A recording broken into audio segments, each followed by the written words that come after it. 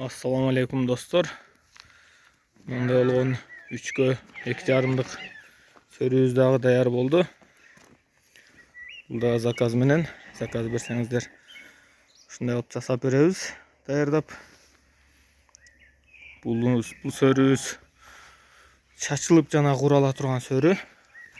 Ушундай жерлеринен чачылат. 4кө бөлүнөт.